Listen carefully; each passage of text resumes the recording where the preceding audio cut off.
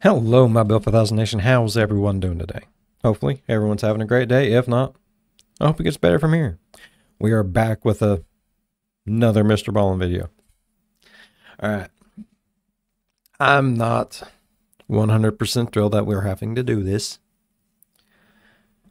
but we don't have no other option this time. Normally, we have like one new video and I'll do it and then we'll save the other ones. But this is the new video for the week. It's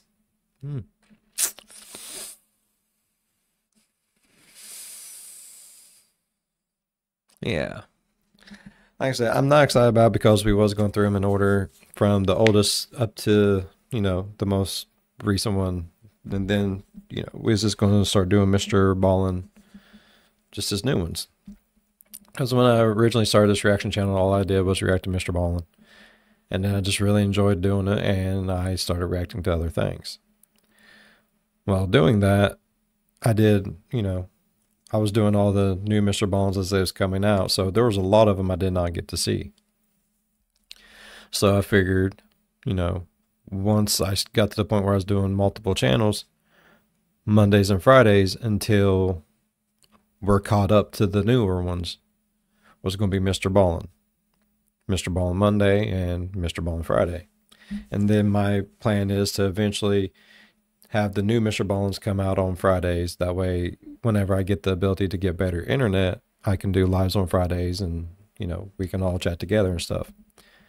That part hasn't happened yet, but I do like doing them in order. So we're still probably going to come across these videos. I'm still going to do them because they are, I guess, slightly different. It is what it is.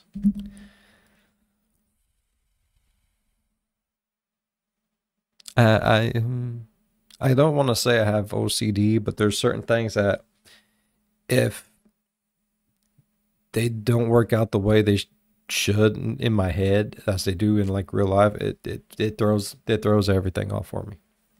I don't know what that I don't know what that is. Man, this is wrinkly as fuck today. I would say I need to invest in a iron, but I have one. Just don't like to do it.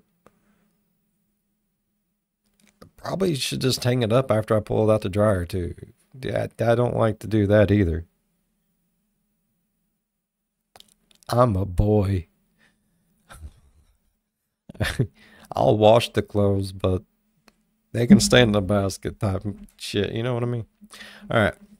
I'm excited to go ahead and get into today's story. Hopefully you guys are excited as I am. And if you are, please go ahead, turn them lights down low, put on something comfy, cup of something special. Let's get terrified. It's in the title. We're using it until he changes it.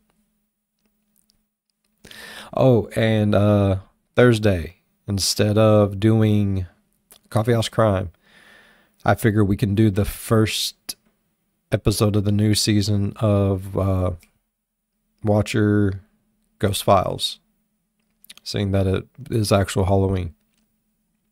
Hopefully y'all are okay with that. If not, I'm sorry, because I've already that's what's happening.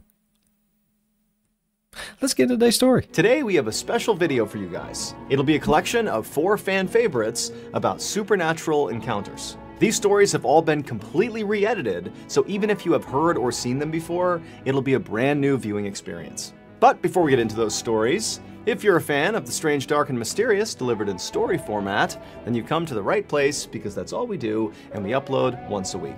So if that's of interest to you, the next time the like button is doing stand-up comedy, as they're getting ready to deliver a joke, yell out the punchline. Also, please subscribe to our channel and turn on all notifications so you don't miss any of our weekly uploads. Okay, let's get into today's stories. That would piss me off so bad. Oh my god. No, don't take my funny away from me. It's all I got. And I'm not even that funny. In 2006, Susan Lewis and her daughter Jamie moved into a new home in Southern California.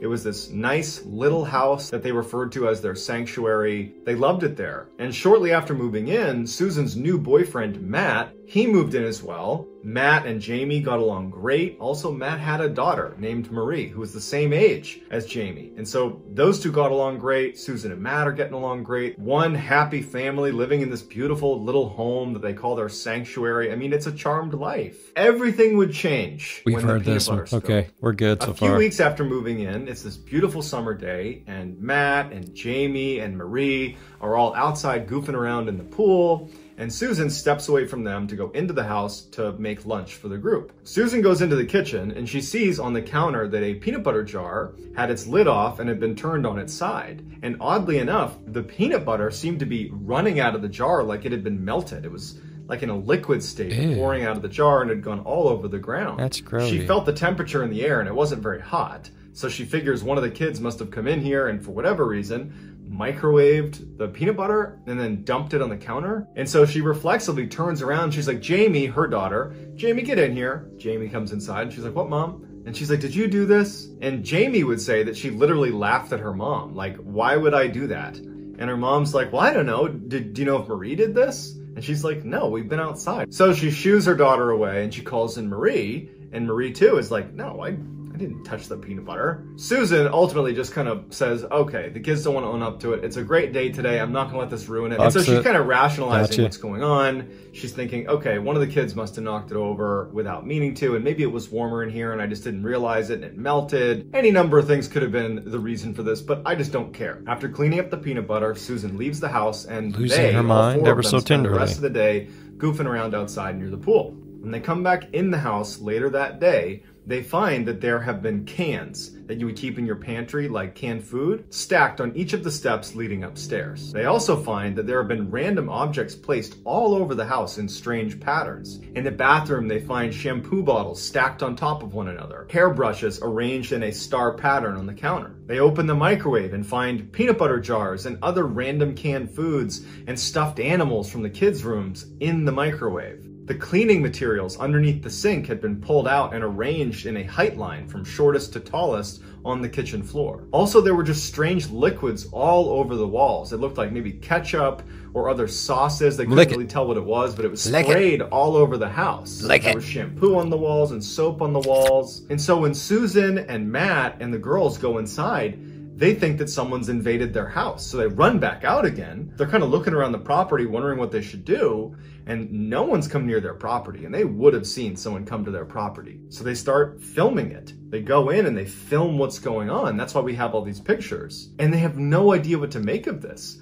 Matt believes it's getting itchy. So not his biological daughter. Susan believes it's his daughter, Marie, and it starts this awful conflict between Matt and Susan. This would be the start of what would turn out to be a major fracture in this family, because it just continued to grow. You got to put yourself in their position. If you're Matt or Susan, you don't want this to be anything other than one of the kids did this. If it's not one of the kids, it means you had an intruder in your home. If it's not an intruder, then what caused it? They believe that the other child is doing this. They believed it so much that they did not see reason, but more than that, it would keep Matt and Susan from handling this the way I think anyone should have, which is get the police involved. They don't. So they start cleaning it up, and the house was really a mess, so it took quite a while to clean it up. And they ultimately just kind of moved on in that way that people who are in denial move on because you're in denial. That's what they were doing. So a week passes since finding their house in disarray with cans and jars all over the place and liquids on the walls. And Jamie and Marie are spending some time together in Jamie's room. Marie was sitting at a desk that was next to the bed, and Jamie had a cup of coffee. She puts the cup of coffee down on the desk next to Marie and says, I have to go use the bathroom. She turns around, she walks out, she comes back, and Marie has her head down in her homework. She's not apparently paying attention to anything around her. And Jamie walks in and sees that the cup of coffee that had been sitting on the desk has now been thrown all over her bed. And there's only been one person inside of the room, and that's been Marie. She's like, Marie, what are you doing? Why'd you throw my coffee all over the bed? And Marie pokes her head up and she's like, what are you talking about? And she looks over at the coffee and she's just as surprised as Jamie is. She's like, I didn't do that. Jamie doesn't believe Marie. She's mad at her because Jamie believed that Marie was the one responsible for placing the cans and everything all over the house. And so this was just another example of her trying to get attention or something like that. Jamie leaves the room to get some bleach. She comes back and she puts the bleach down on her dresser. She had all her drawers open with her clothes out. And she has this bottle of bleach sitting right at the top of this dresser. And so she goes over to the bed, picks up the cup itself that had the coffee. She puts that back on the table, turns around to get the bleach, and the cap has been turned off and it's now dumping bleach all over her clothes. It's just pouring out. Marie had been sitting in the chair the whole time, and Jamie had seen her the whole time.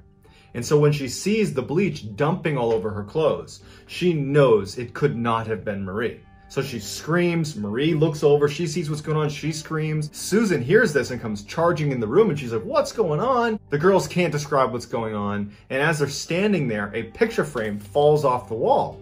And it startles them all. They're looking over, and then another picture falls. It's one thing to have one picture fall, but to have two fall in close succession Yeah, haunted. That's not a coincidence. Susan sees the pictures fall. She hears her kids in hysterics, and they run out of there. They get in the car and actually just leave the house. Turn Pell's ghost. Do not want to be there. This was a big moment in this story, because to this point, Jamie, without saying anything, believed Marie was responsible for placing everything around the house and making a mess in the house. Marie felt the same way about Jamie. Again, they didn't say it to each other, but it's how they rationalized it. Susan was doing the same thing, but for both of the kids. She basically believed that either Marie or Jamie had placed the cans all over the house. Now, Susan is starting to believe that something else is going on in the house, and Marie and Jamie absolutely believe something is going on in the house. They actually something going on in the house that we believe our house Y'all's is haunted. booty holes At some are point after fucking haunted, driving bro. around, Susan and Jamie and Marie go back to the house. True.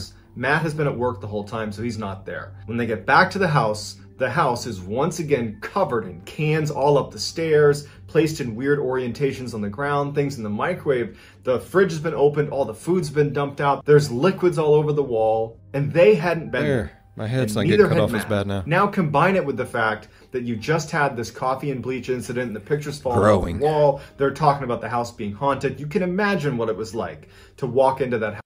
What kind of bullshit y'all been on? Y'all been doing each other's hair, breathing that fumes too long? Because y'all talking at your asses. That's what I would have said. Man, like, look, I don't know which one of these little bitches you be taking up for, but don't jump on their bandwagon. Like, I'm mad at everyone right now. You just need to stop. House and see it like that all over again when it could not have been Jamie or Marie or Susan. When Matt came home that night, he was just more convinced that it had to have been Marie or Jamie or even Susan, because Susan's acting like something's going on here, something paranormal's going on here, and he wasn't there. He didn't see the coffee and bleach incident. He didn't see the pictures falling off the wall. And now he sees his girlfriend kind of buying into this idea that it's some paranormal thing. He was a really intense skeptic and was just absolutely unwilling to see this as anything other than a bad prank that now his girlfriend is even getting in on. It causes a huge fight between him and Susan. He's like, why are you letting the kids doing this? Why are you feeding into this? She's saying, you don't get it. There's something wrong with this house. Practically at each other's throats, they pick the house up again. It takes forever. They put everything back. And by the end of it, it's like no one wants to talk to each other. The kids are fighting with each other. Susan and Matt practically hate each other. And that's how that night wraps up. That night, all the power went out in the house. And all they heard all night was doors banging nonstop. And their stove is set to light. So all you hear is that clicking sound. They couldn't get it to turn off. I mean, right in front of them. There's all this paranormal activity and they're recording it. It's called They have no idea what to do. Even though we view this story and say, come on, guys. Either this is an elaborate hoax or you gotta go to the police. You gotta do something right here. You're doing... No, MrBallen. You need to just say nothing. Act like it didn't happen. Over a period of time, just, you know, wear like 2 or 3 layers of clothes. Get out to the, you know, wherever you're going. And just take the layers off and start packing them up. That's what you do. You just start sneaking your stuff out this house that you want to keep. And then one day, you just walk in with gasoline and a match and my way's funner. I don't think the police are going to be able to. I think you need to call like a preacher, a priest, a father, a padre, whatever you want to classify it as. Get the Pope. Fuck it. Call the Vatican. I don't know. There's got to be something better than call the police, because we watched the video. MrBallen, the last Monday, the dude that made it rain. I set fire. The police came and they was like, "Yep, we don't know what to do." Their chief came in and was like, "Oh, let's just turn around, walk away, and act like we never seen this shit." That's not going to help no one. That's just going to literally make things worse, make you more scared. Nobody wants that. Nobody wants to be scared. They're already fucking petrified. They don't need to be more scared.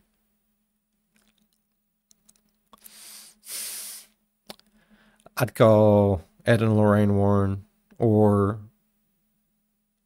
any church. I don't know. I would be getting a blessing or something. Call Ghost Adventures. Fuck it. Wrong. You're in denial. You're fighting with each other. That's the best thing to do, though. Just deny. Deny, deny, deny. That's how that's just the way it is. But what, okay, are you just going to sit there in denial and try to be like, look, it's got to be one of them. Like, we're putting two families together. The kids are going to act out, and we just need to stay unified? Or are you going to be more like, it's a ghost? I've seen Poltergeist. I know what's what. No. I mean, you're going to think it's your kids. I mean, hell, whenever I first heard the story, I was like, yes, the kid's acting out. Like, they're not liking the situation, and they're breaking you guys up. You know, it happens. Either they learn to cope with it, deal with it, or they end up tearing you all apart. It is what it is.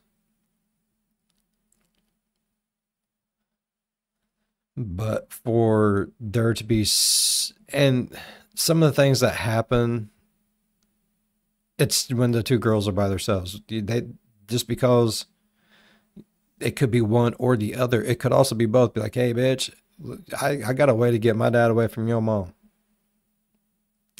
I got you, girl. You know what I mean? I'm sorry. Women are, they're shifty. You got to keep a real close eye on them, because right when you think you have it figured out on what they're doing, they do something completely different. And it's like, was I even right to begin with? Oh, no. You can't do that. You got to do something about this. But now put yourself in their position.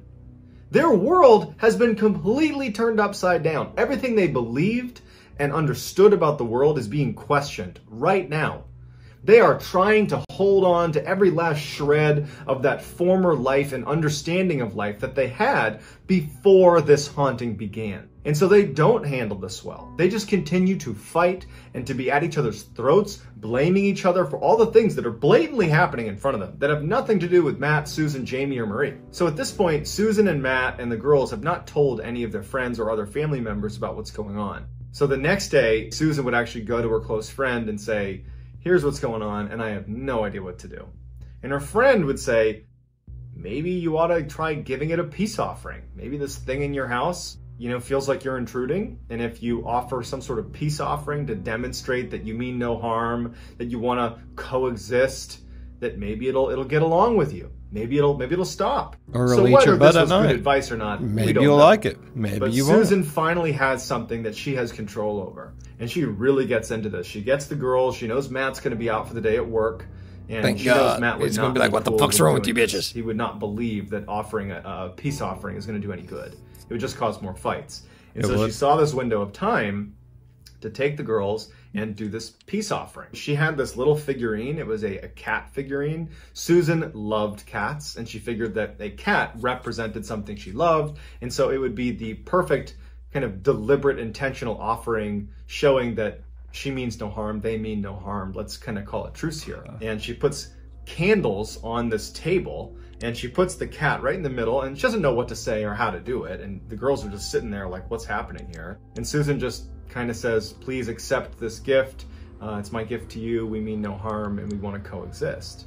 And it just so happens that as they're performing this kind of ritual, Matt came home. He had not slept the night before. It had been a really bad night, slamming up doors and all that craziness. And so he left work early. He called in sick, basically. And he comes into the house and literally sees Susan doing this kind of ritual with his daughter and his stepdaughter. And he immediately goes to like, absolutely not. We're not going to go to trying to interact with this thing. We're not going to act like it's real. It's not real. And so he goes over and he kind of picks up on what they're doing. Can't blame me. This cat figurine is at the center of attention. And, you know, Susan and the girls are telling him, don't do anything, don't touch it. And he takes the figurine and he walks out to the back deck and he throws it onto their backyard. And Susan and the girls are crying because they're like, oh my gosh, you're going to make this so much worse. Everybody's attention is towards the backyard. When they all turn around to look at the mantle, Matt thinking he had solved the problem, there is a figurine, an identical one of the cat that's sitting on the table again. They all gasp, they can't believe it.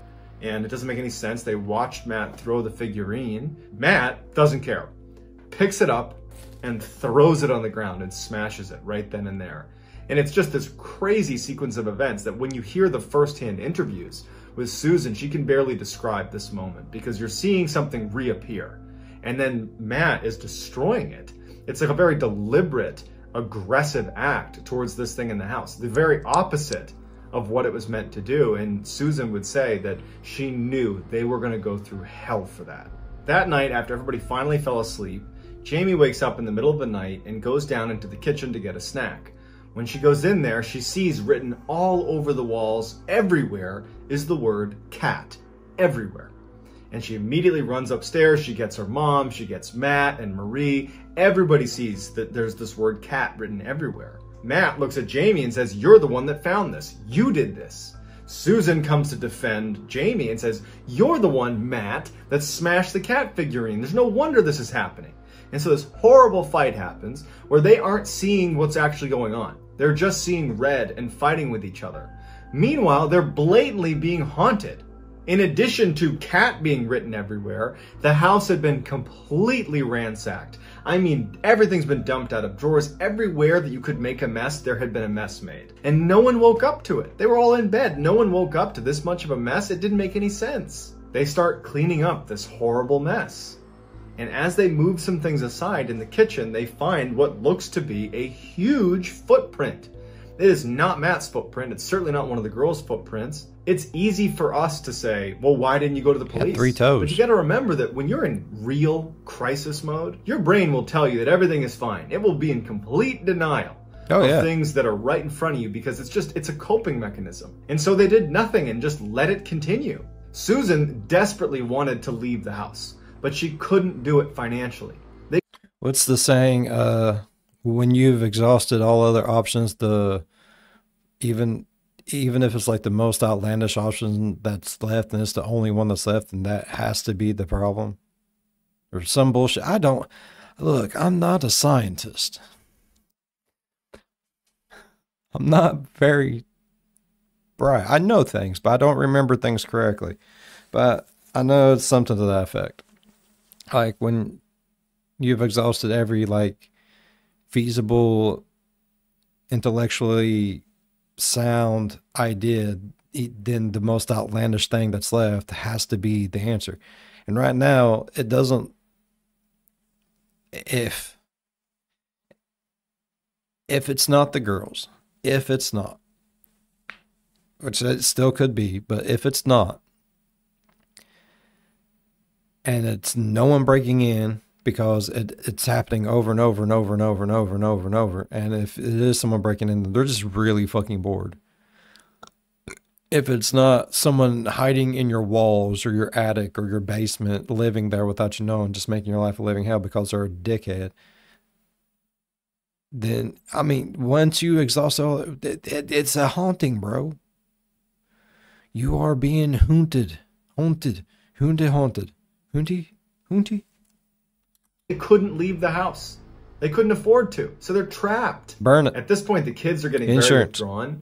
They don't want to be in the house, so Marie would end up staying in her room all day. Jamie would do the same thing. Matt and Susan weren't talking. There was just nothing being done to correct this. And I'm not meaning arson. I'm like pour gasoline on. I mean, literally do everything you can that you're not supposed to do to make it go. I didn't know plugging in 132 extension cords to one outlet was going to cause that. I just wanted to see what happened. Situation, and everybody was so upset and angry with each other. It was just a worst case scenario. So in the last couple of weeks that they ever stayed at this house, because they would leave, 2 major events occurred. The first one happened when Marie was home alone. She was only going to be there for a couple hours by herself, and even though Susan and Matt did not want to leave her alone, they didn't have another choice, and Jamie wasn't there. So Marie's going to be home alone, and it's nighttime. So this is like straight out of a horror movie. She's sitting in the living room watching TV, and at some point the TV starts turning off and on. So off on, off on, off on, and she knows, because she's been in this house now and seen the craziness, that something bad's about to happen. And the TV finally just turns off. She can't get it on. She reaches for the remote. The remote flies off the table. And now she's just sitting there frozen because she knows that something's in the house with her. She watches as the rocking chair right in front of her just starts to rock back and forth. As if the person or thing that had pulled away the remote had walked over and sat down in the rocking chair and was now looking at her rocking back and forth. Marie is looking at the rocking chair as all the pictures on the walls just start one by one falling off the wall. Marie and Jamie had a habit of always having a digital camera with them at all times because they were taking pictures and filming everything strange happening in their house. And so as she's laying there, just absolutely horrified, she takes her camera in her hand and kind of turns it and just starts taking pictures of the room before running out of the room to get her phone, where she calls Susan, she calls her dad, she calls everybody. She's screaming into the phone, "You got to get here, something's going on." And Susan flies home, Jamie flies home, they rush inside and they grab her, and she's unhurt, but the house has once again been tossed. And then after it all kind of settles down, Marie says, "I took pictures." And so Susan and Matt and Jamie look at these pictures. There are these weird orbs of light that are very clearly in the room with her, that are moving around the room. She managed to get a couple pictures of them, and they're just totally out of this world. At this point, Matt is convinced that there's something paranormal happening in the house. He's not even putting up the charade that this is Jamie, because it wasn't. It wasn't his daughter, it wasn't anybody. How can you explain these pictures? You can't. And so Matt decides, well, I don't know who we call for this, but I think you call the church. And so he tried calling a bunch of priests and pastors and tried to get anybody to come over. And the best he could do was get a pastor to come over and pray with them before leaving and saying, "We can't help you." And so they were totally on their own. Call the Vatican, bro. Can't afford to leave. They know something horrible's happening here, and they're just trapped. And finally, the second major event that occurred in those final 2 weeks happened to Jamie when she was home alone. Jamie was in her room and she starts hearing pounding on her door. She started filming this pounding on her door. There's no one home with her. And you just hear in her voice that she's terrified and someone is pounding over and over on the door, on her bedroom door.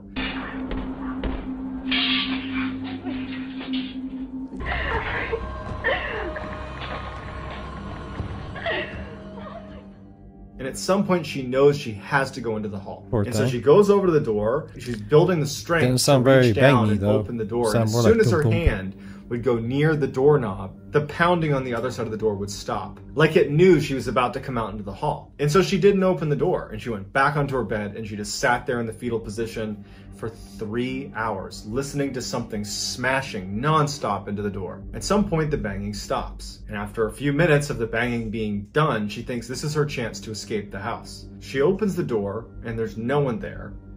But the door on the outside, where the knocking had been happening, there's this huge dent and divot in the door. And the door handle on the outside, from the hallway side, has been bent downward. On the ground in the hall is a pile of utensils, pots, pans, silverware, knives. This thing had been using tools to try to open the door. Next door to her room was a bathroom, and the bathroom door did not have a doorknob on it. You basically just pushed it shut. But there was a space for a doorknob that you could actually look through. They just hadn't put it on there yet. And she noticed in the bathroom that the light was flickering. And she thought, I think it's in there. And she decides she's going to try to trap this thing. So she goes to her desk where she had some string. She goes back over and loops the string through this hole in the door and leans back and pulls the door shut, thinking she's trapped this thing inside.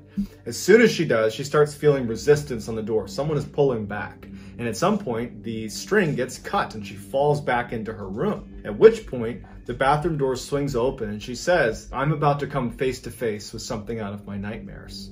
But before she could see this thing come out of the bathroom, her bedroom door slams shut and she hears the rustling of pans and tools and metal clinking against each other right outside her door. She knows this thing is interacting with all those tools and pots and pans right on the other side of her door. It's this horrifying thought. And after just a moment or two, she sees smoke coming into her bedroom. And so she immediately runs to the door to try to open it.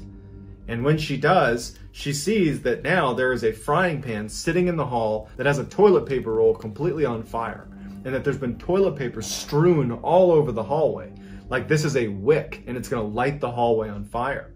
She grabs a sweatshirt and she smothers the fire. At this point, she's in full survival mode. She knows she has to get out of this house. It's trying to kill her. And so she walks down this hall, pulling aside all of the toilet paper, getting ready to come face to face with this horrible thing. She goes into the living room. The whole thing has been covered in toilet paper, paper towels, papers have been strewn everywhere. This thing was trying to light the house on fire with her trapped inside. And so she manages to make her way through this maze of Where'd they get so much toilet paper, bro? She sees there's no other fire set.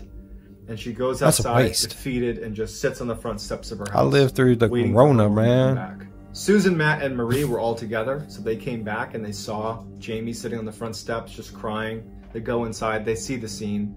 Jamie explains what happens, and that was it. They knew they were gonna have to go bankrupt to leave the house. They did not have the money to leave, but they had to leave. And so they barely packed up and they left that house. It didn't sell. Susan literally went bankrupt. And soon after they left the neighborhood, their neighbors left the neighborhood, and 5 other neighbors in their immediate vicinity all left. All of the houses did not sell. They are all vacant. No one knows why. Susan, Jamie, Matt, and Marie, since leaving that neighborhood, even though they were ruined financially, they were very happy to get out of there. They've had no other paranormal activity since they left, and they're just glad they got out of there with their lives. Just a reminder, my very first book, MrBallen Presents Strange, Dark, and Mysterious, The Graphic Stories, is out right now and shipping worldwide. You can find it wherever books or audiobooks are sold. This book is truly a brand new experience for anybody who's a fan of the strange, dark, and mysterious. We've never had a book before, so this is a big deal. It's a collection of 9 stories. Some are new, some are old, but they're all awesome. The artwork is incredible. The storytelling is just superb. So if you have not purchased your copy yet, or you haven't bought it for one of your friends yet, well, come on. Go to book.ballenstudios.com or go to wherever books are sold and get a copy today. Again, that is book.ballenstudios.com or go to wherever books or audiobooks are sold to get your copy of our first book today.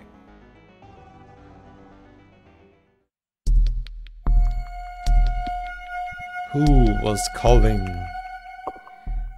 Hey, it's Jake from Safe 911 dispatchers hear a lot of interesting stories coming from the other end of the phone. But one group of dispatchers out of Reno, Nevada may win the award for the creepiest 911 calls ever received. When the details of these calls they got were put online, the internet went crazy. Here is their story. There was this old couple that lived about 20 miles east of Reno, Nevada. Yeah, we heard in 2010, the husband dies, leaving the wife all alone in this house. Shortly after his passing, she began calling 911 2-3 times a week, requesting things like, "Can you please put some water on to boil? Hey, can you change the thermostat?" It was clear she was showing signs of dementia, and the dispatchers were respectful of her and gently told her that this is 911, you can only call if it's an emergency, and at some point the woman would understand her mistake and she would say sorry and she would hang up. No first responders were ever sent out for these calls because it didn't seem like an emergency, it just seemed like a confused elderly person. But no matter how many times they told her, she kept calling back.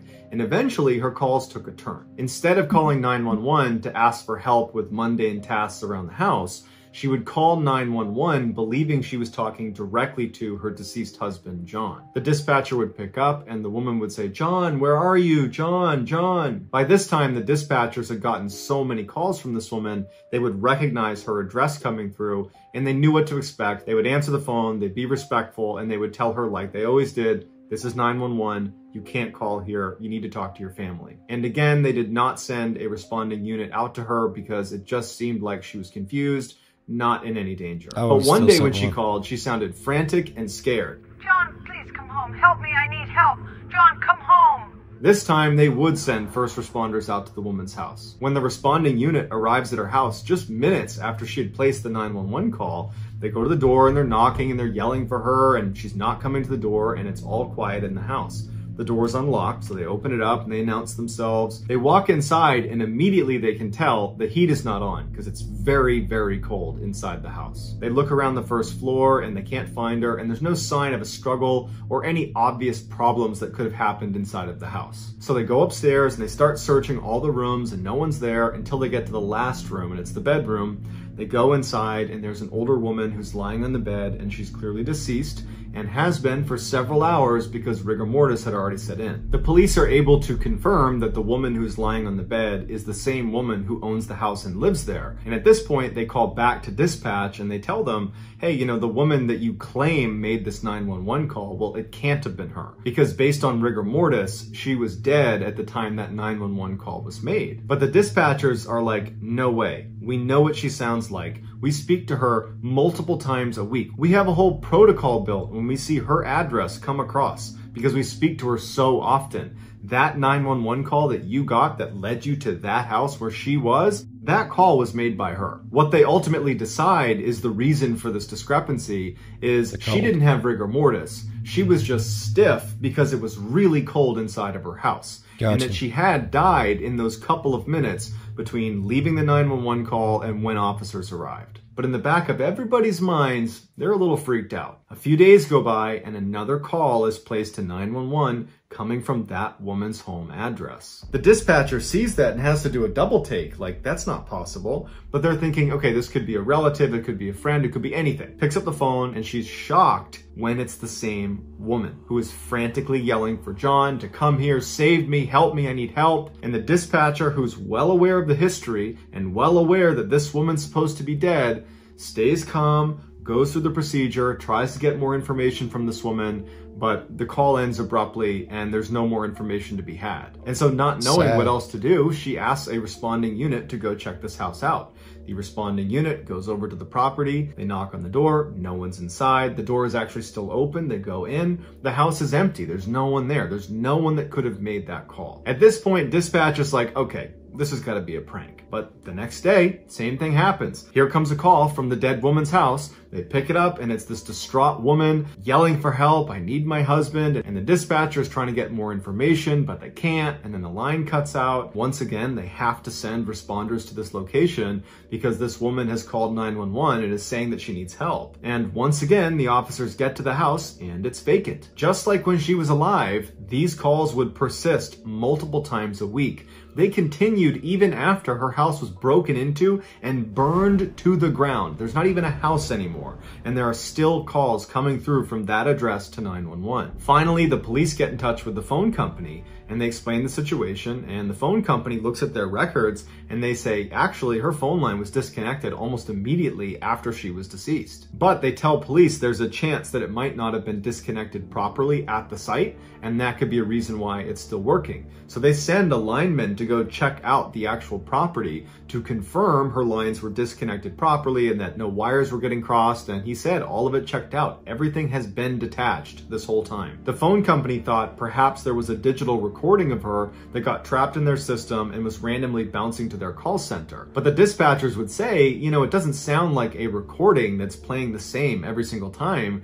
It's always the same message. She's yelling for her husband to come save her. But the way she sounds is always different. It's a unique phone call every single time. So because there wasn't a definitive explanation for why this was happening, they had to treat each call like it was serious. And so multiple times a week for a year, they received these ghost calls and had to send out responding Literally. officers to check on her, even though the house was gone and there was nothing there and there was never anyone there. It was just a vacant lot. And then finally, a year after this woman has died, the calls just abruptly stopped. And the police did not launch an investigation into what it was, because the reality is police need to prioritize things that are threats to people or places. And this really wasn't either of those things. It was just really bizarre. And so the official explanation for how a dead woman could be calling 911 from a non-existent phone line in a non-existent house for a year is, we don't know. No. Some. Capitol Theater haunting. In 2006, All right. Dave Murphy had just become a police officer in Salt Lake City, Utah. His first role was as a protective service officer, which meant he'd be in charge of physical security at a number of the county facilities. Dave's first facility was the Capitol City Theater, which is a landmark inside of Salt Lake City. It's been around since the early 1900s. Pretty. It's this beautiful, grand theater. So in early August, Dave reports to the Capitol City Theater for his first day on the job, and he meets his partner, an officer by the name of Morgan Matthews. He gets there on this first day, and right away, Dave would say that Morgan was just strictly business. The first place that Morgan takes Dave is the control room, which sits on the first floor of the theater. The theater had 3 floors, and then it also had a basement as well. So the control room was on that first floor. Inside of the control room were all of the security monitors, because there was all these cameras set up inside of the theater. The cameras weren't great though. You pretty much could only tell what was in frame if there was a light on, and most of the time at night especially, lights were off. Once they were done looking at the control room, Morgan says to Dave, now we're gonna go do our rounds. This is something we do every time you get to the theater. You do a security round and make sure everything's locked, all the lights are off. Before you come back to the control room, you'll do that at the beginning of your shift and at the end of your shift. Morgan brings Dave downstairs, and it's the first time Dave is seeing the basement, and he's shocked by how big it is. It is this massive hallway that stretches way down. In the middle of the hall is a piano that's just sitting out in the middle, and the lighting's not good down there. This is a very old theater. You know, everything in the building was pretty old.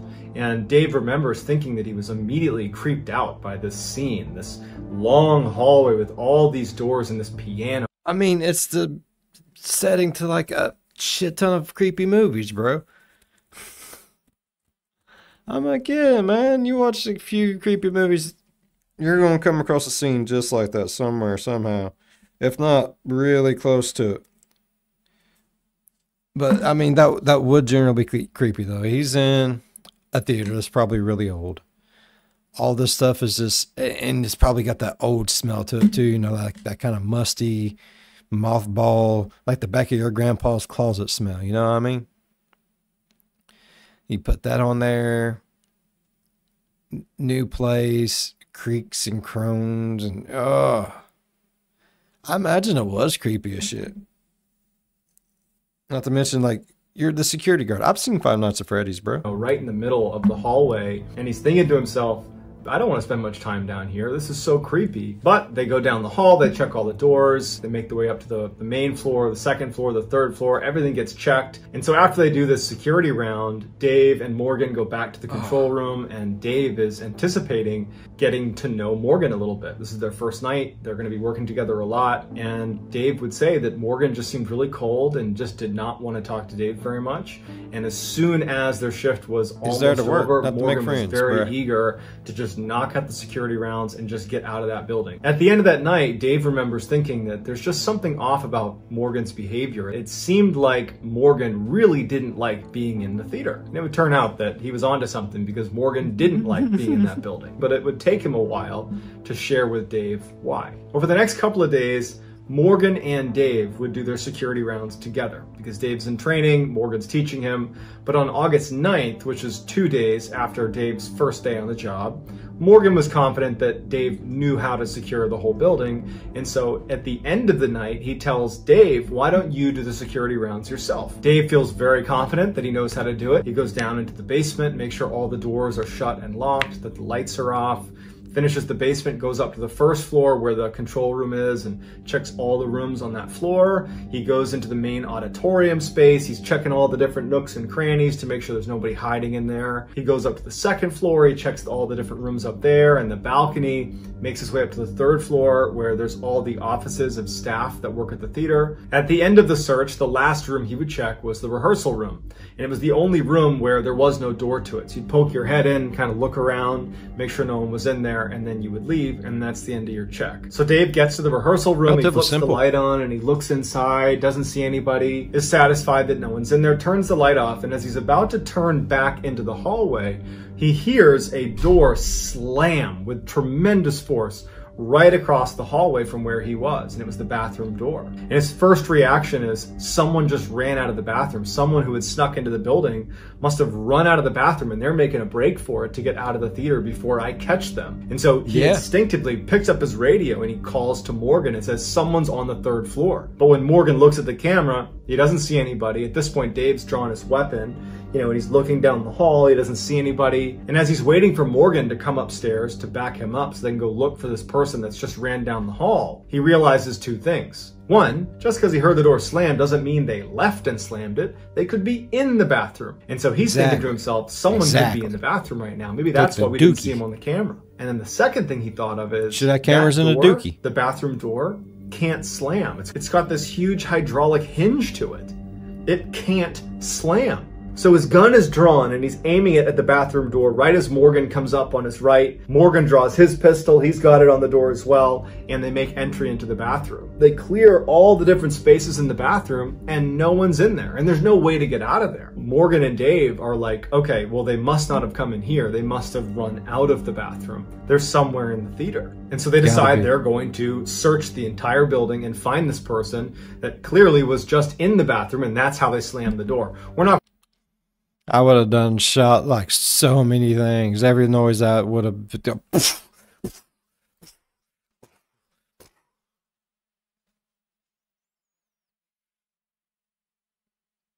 Heard something move. going to worry about how they slammed the door with the hydraulic hinge. We just know it was slammed somehow. So they leave the bathroom, guns still drawn, and they start making their way down the hall. They're checking all the doors. And I've tried to slam a door with a hydraulic hinge. It's not easy. Like, even if you can really put some oomph to it, it gets about like that far away from doing it. You're like, yeah, fucking nothing. Now, I do know some of them, once they get to a certain way, they lose quite a bit of air or the pressure that's in them. Because I worked at the YMCA in my younger years.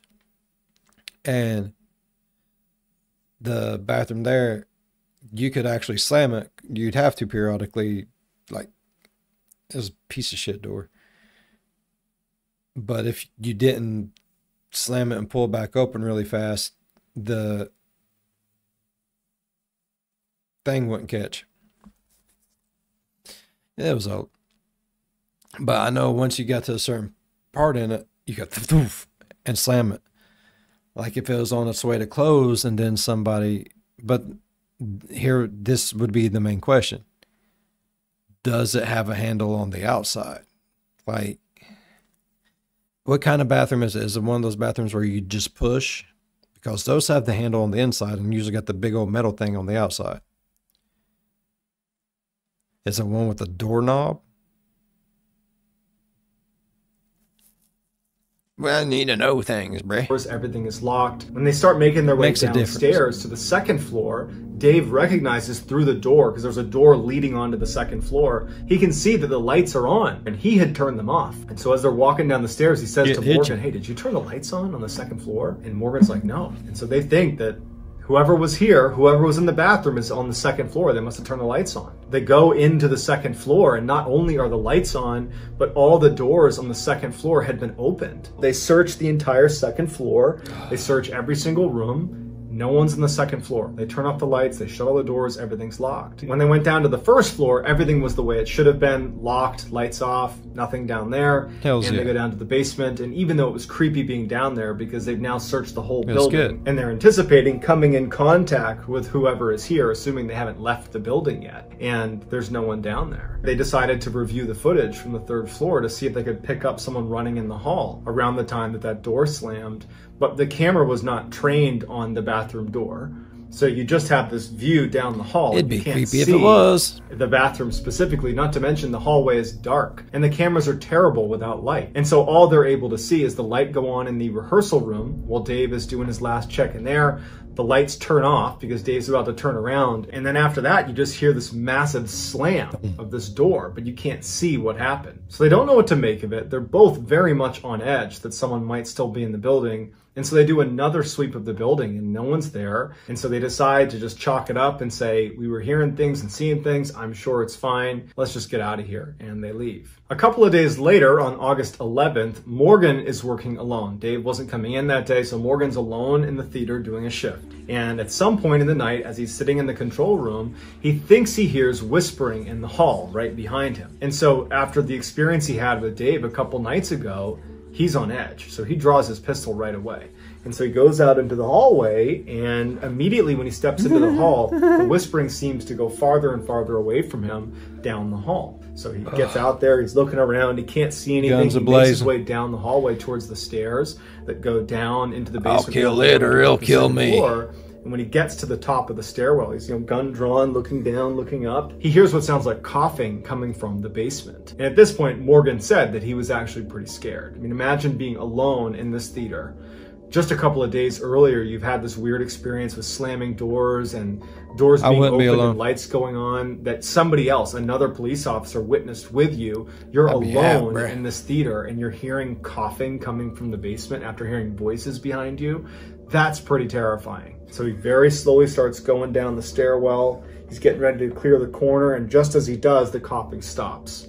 He turns the lights on and he looks down the hall and there's nothing there. He starts making his way down the hall. He's checking every door, making sure it's locked. That's fucking weird. Making sure that everything is secure. And he gets all the way down the hall. And as he's almost done checking the basement, he smells smoke and it's coming from a door right next to him. And so he unlocks that door and he goes in and there's no fire. But all he can smell is smoke. So he turns the light on. He's looking around. There's no fire. He's convinced that somewhere down in the basement there's a fire. He goes to every single room and he keeps checking and there's nothing. And then at some point the smoke smell dissipates. He checks every space in the theater to look for a fire and there's no fire. He's wondering if he should call the fire department. But he's thinking, what would I tell them? There's no fire. And so he ultimately, after checking 3-4 times and being very confident there wasn't a fire, he just says, okay, no fire. I guess I was just smelling things. A few weeks later, on September 4th, Dave has just arrived at the theater. He's there a little bit early. Their shift started at 5 p.m. He was there at about 4:30. And when he walked into the building, he sees that there are 3 staff members sitting at the front desk talking to each other. And as he walks past, one of them is talking about ghosts inside of the theater. And it immediately piques his interest. And so he walked over to the guy talking about ghosts and he introduced himself. And it turned out that this guy was a man named Blair Fuller, who was a senior accountant at the theater. And so Dave asked Blair, what are you talking about with ghosts in the theater? Because I provide physical security here and I've seen some strange things here. I just love to hear what you have to say about it. So they head up to the 3rd floor where Blair's office was and they sit down and Blair says, okay, I got a doozy for you. This happened to me a couple years ago. I was actually in this office. It was about 9-10 o'clock at night. I was doing some work and I heard the elevator kick on. Now, the elevator was right outside of his office, and anytime it was on, the engine was really loud. It was really obvious if the elevator was moving around. And so he's doing his accounting work and he hears that engine kick on. He doesn't think much of it, but then it clicks that he's the only one in the building. And so he kind of looks out the glass window of his office. He had a closed door office with 2 windows looking out into the foyer. There's somebody out there. He looks out and he can see that the little lights above the elevator showing what floor it's on have lit up and it's going up. So the elevator was in the basement and now it's on the 1st floor, the 2nd floor, 3rd floor. The door's open and there's no one there. And at this point, Blair says that he wasn't concerned. He figured maybe it's just an automatic thing. Maybe it's scheduled to do that. Who knows? But after a little while, Keep fluids the moving. alarm goes off in the elevator to signify that something's blocking the something door. is obstructing the door from shutting. And he's looking out the window and he hears this alarm, this like ringing sound going off, but the door isn't shutting. And he's like, there's nothing obstructing the door. Why isn't it shutting? And so he leaves his office and he kind of walks over to the elevator and he walks into the elevator. And he said immediately he felt this massive drop in temperature inside of the elevator. And as he's standing in there, he turns around. Now he's looking back towards his office inside of the elevator. The doors start to shut. And for whatever reason, he said, I didn't get off. I just decided I'm going to ride this elevator. The basement button lights up as if someone had pressed basement. And they start going down. What if you would have went to another and he's dimension, sitting there bro? thinking, what in the world is going on? It was just on an alarm because the door wasn't shutting. And then miraculously, when I go inside of it, it suddenly works again. And it's going to the basement. So he goes to the basement. The door opens. There's no one there. He steps out and Blair says that it took all of his courage to yell out, hey, is anyone down here? And as soon as he did and he didn't hear a response, he said he didn't want to make any more sound. The elevator sat in the middle of the hall in the basement. It's that huge hall with that piano sitting right in the middle. The lights are off. And he pokes his head down one way. There's nothing down there. He sees the piano barely from the light of the elevator. And he looks down the other way. There's no one there. And at this point, he's just so spooked. This one always makes me itchy, bro. He hits floor 3, floor 3, floor 3, and he's hitting like door closed, door closed, door closed. The door closes, and he goes back up to his office. He goes into his office, and he shuts the door, and he sits down, and he's thinking like, what was that? Why did that just happen? I got to find out if they're running maintenance or something. And as he's sitting in his chair thinking about this strange experience, he hears what sounds like banging sounds coming from outside of his office in that foyer near the elevator. He just goes to his door and he opens it up and he pokes his head into the foyer and he looks to the side and there's this big filing cabinet and all of the cabinets are out. They've all been pulled out. He certainly didn't do this. And it was as if someone was one by one pushing each of them shut, these big heavy cabinets. And he's watching as one by one these things are slamming shut. One by one until the whole thing is shut. And so he goes over and he's like trying to disprove what he just saw, that he can open up a drawer and that it will shut on its own. But none of them shut on their own. You have to shut it. Something has to shut it for it to shut. And so he packed up today and left and did not work another night shift at the theater. Later that night, Dave would share Blair's story with Morgan. He wasn't really sure how Morgan was going to react, but Morgan actually would open up and he would say, you know, before you started working here, I always felt like I was being watched when I was here. And then we had that experience, obviously, where the lights are coming on and you heard that banging from that bathroom door. And then just a few days ago, I heard voices coming from the hall and I heard someone coughing in the basement and I smelled smoke and there was no one there. And so they start going back and forth, exchanging stories of just how uncomfortable this place made them feel. And so they're wondering what they should do about this. And Dave has this idea. He's like, my best friend, I'll invite him to come over here one night and we'll tell him that we're giving him a tour of the building and we'll just see what he says. We'll see if he reacts to anything here. Who knows? You know, maybe something strange will happen and then we'll have another person validate it. Morgan thinks that's a good idea, and so Dave reaches out to his best friend, Greg. Greg would say that he was a little bit surprised to be getting this offer to come take a tour of the theater, but he was interested, and since Dave was asking, he figured he would oblige him. And so Greg agrees to come to the theater and take a tour. So the next day, Dave and Morgan are at the theater, and Greg shows up. And so they start this tour. They go in the main auditorium. They're looking around, and they make their way into the basement. Morgan turns on the light. And Morgan and Dave instantly see, a little ways down the hall on the left, one of the doors has been opened. And so Dave and Morgan push Greg out of the way. They draw their pistols, and they're aimed at the open door. And so Greg just stays behind them as Morgan and Dave make their way down to this open door. And when they get right outside the door and they're about to push it open to go inside, the door slams shut right in front of Greg and Dave and Morgan.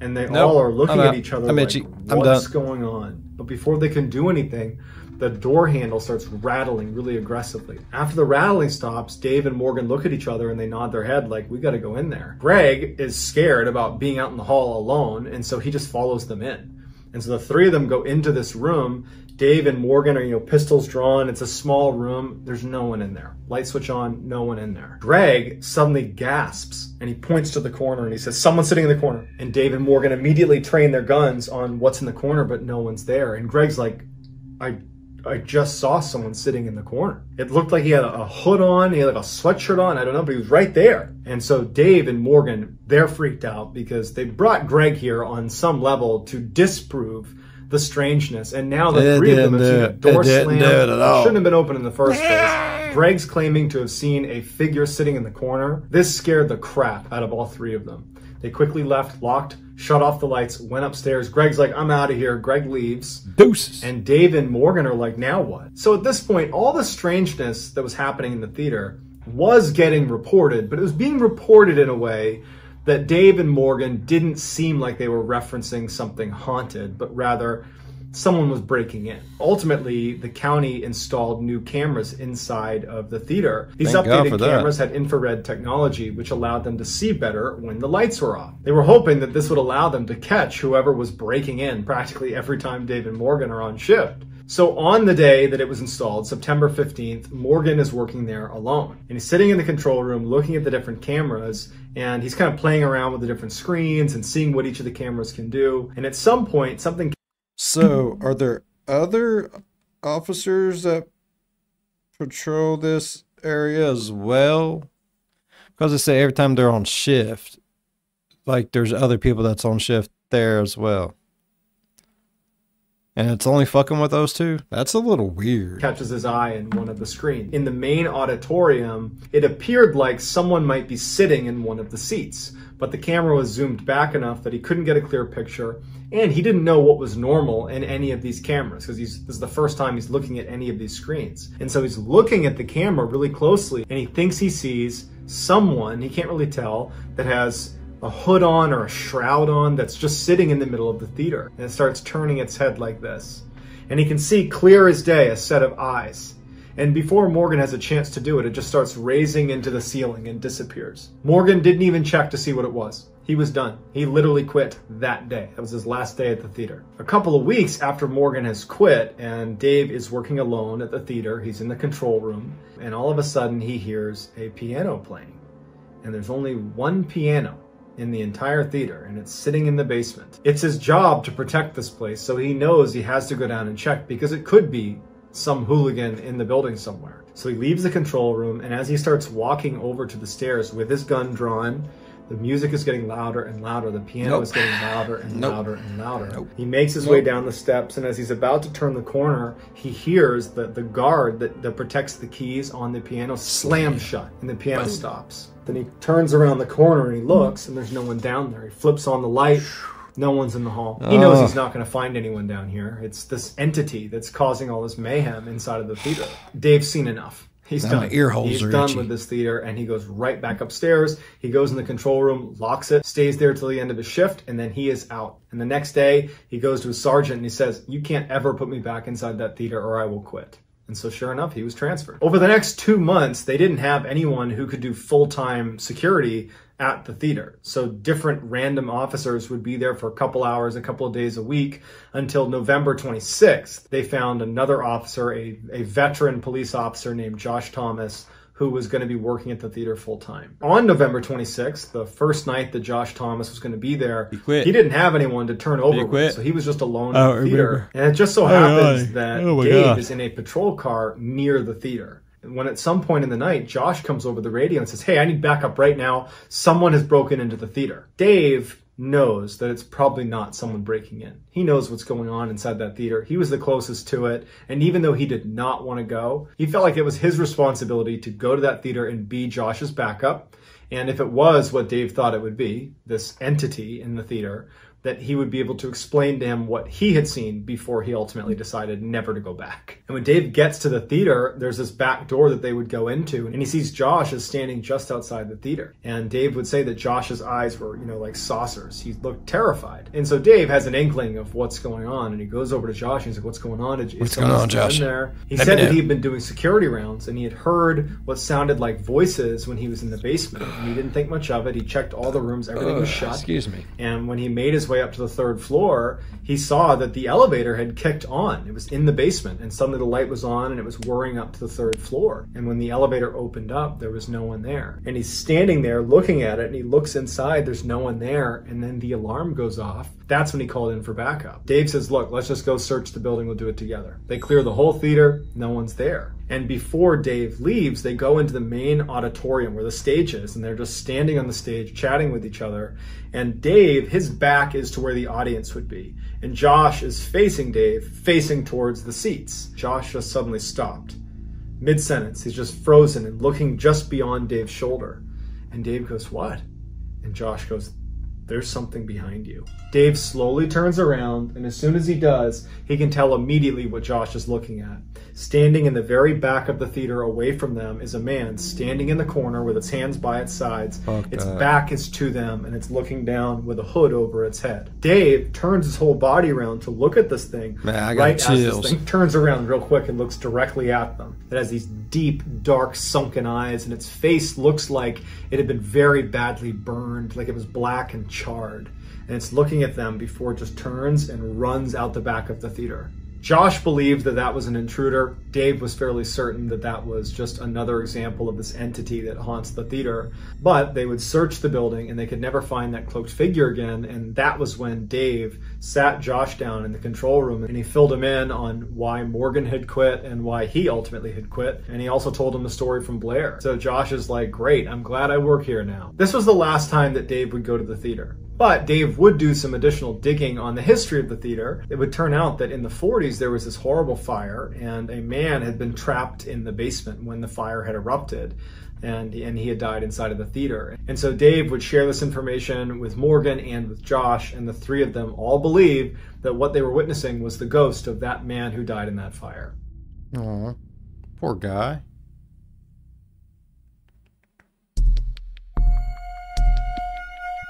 Amityville. On the morning of November 13th, 1974, 6 members of the DeFeo family were asleep in their home in Amityville, New York. The 7th member of the family, Ron, was sitting on his bed in the basement. At around 1 a.m., he gets up off his bed, he grabs a rifle, and he starts walking up the stairs. He goes across the 1st floor, goes up the 2nd floor stairs, and he gets to the 2nd floor landing, and he walks right into his parents' bedroom, which was totally dark besides this little candle that had been lit next to his father's bedside, and he raises his rifle and he puts 2 rounds into his father's back. And then as soon as his father is still, he aims at his mother and he shoots her 2 times. And then he puts the gun down and he walks out and he goes across the hall into his brother's room. He raises his rifle and he fires 1 shot into his 12-year-old brother Mark, and then he aims at his 9-year-old brother John and he fires 1 shot into him as well. Then he leaves their bedroom and he walks down the hall to another bedroom where he finds his 13-year-old sister Allison. He raises his rifle and he fires 1 shot. He leaves her room, he goes up the 3rd set of stairs up onto the 3rd floor, finds his 18-year-old sister Dawn, and he fires 1 shot into her, and then he was done. Altogether, it took Ron about 15 minutes to massacre his family. At no point was he panicked or running around or acting crazy. He was just walking calmly room to room, taking very well-aimed shots to ensure they didn't get up again. He put the rifle down and he went outside and he jogged to a bar where he went inside and he put on this big facade that he had just found his family and they were hurt and could you come help him? And when they got to the house, he refused to go inside, but the people from the bar went inside and they discovered this horrible scene. And when the police show up, Ron goes over to them and he actually confesses and says, "I killed my family." Even though the DeFeo family had a reputation for being very dysfunctional, it was Ron who had the worst reputation. He was known around Amityville for heavy drug use, for being a total alcoholic, and for getting really aggressive and confrontational with people. He was just a guy no one wanted to be around. And so when news got out in Amityville that this horrible thing has happened, and it looks like Ron is the one who did it, no one was really that shocked. But when details of the crime scene, specifically the way the bodies were positioned, made people wonder, is there more to this case that we don't know about? All of the DeFeo family members had been found lying face down in their beds, and none of them showed any signs of putting up a struggle against their attacker, which led investigators initially to think that they must have been sedated, that Ron must have drugged them somehow before he carried out this attack.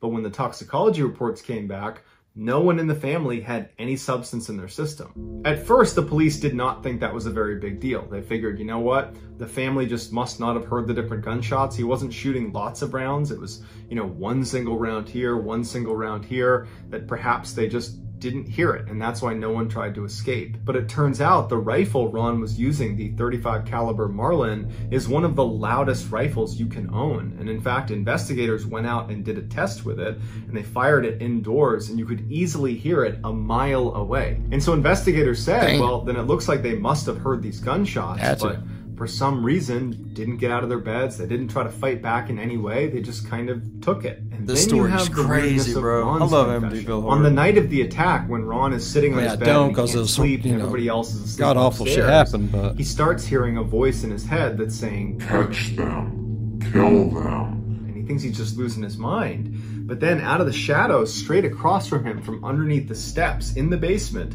this shadowy figure emerges and starts walking towards him, and he can see what looks like its mouth moving and saying the words, "Catch them, kill them." And Ron's looking up at it as this figure walks all the way up to him and bends down and gets right next to his ear, and he says right into his ear, "Catch them, kill them." And then Ron said, involuntarily, he reached over to the rifle that was on the bed with him, and he stood up and he began walking towards the steps. And he knew what was going to happen. He was going to go kill his family, and he didn't want to do it, but he felt like he didn't have any more control over his body. No choice, bruh. And that's when he realized he was being possessed. There's a demon with its hand up your prison wall. Well, Ron's confession terrified everybody in Amityville. The idea that there was a demon living in the basement of this house that possessed someone to go kill their family, I mean, that terrified everybody, but it didn't hold up in court, and ultimately Ron was sent to jail for life.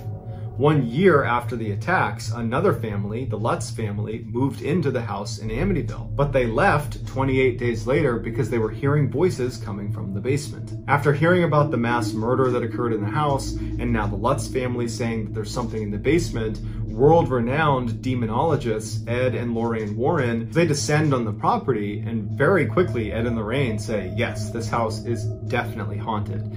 And in fact, to this day, the Amityville house is considered one of the most haunted places in the entire world. Yeah. But while Ed and Lorraine were there, they took a very famous picture. Lorraine was walking around the second floor near where the brothers' room was, and she was snapping pictures, and the only people in the house at the time these pictures were being taken were her and her husband, Ed. Here is the picture that she took on the second floor. She claims this boy standing on the left side of the picture is the ghost of John DeFeo. Today the house still stands, and it's been bought and sold a number of times over the years because apparently no one likes to live in this house for a very long time. Would you? Hell no, bro. And now, a clip from the newest episode of Wartime Stories. Enjoy. Welcome to the smoke pit. In the military, the smoke pit is simply any odd place that service members will gather to have a smoke, a drink with their buddies, or just hang around to swap stories.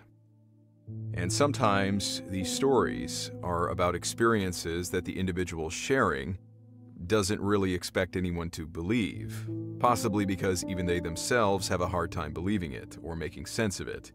Or otherwise because, well, nobody likes to be laughed at or thought to be crazy. But since they feel the need to get it off their chest, the smoke pit is where these kinds of stories often circulate. In this episode, we are going to cover a number of encounters and other ghostly stories as told by the men and women who experienced them, some of them being service members, others being from their spouses. As I've noticed from my reading of many similar types of ghostly stories, one of the most common themes with regard to haunted buildings and other places is that these often seem to be places where something terrible happened, an unnatural taking of life, whether by the person's own hand or by murder.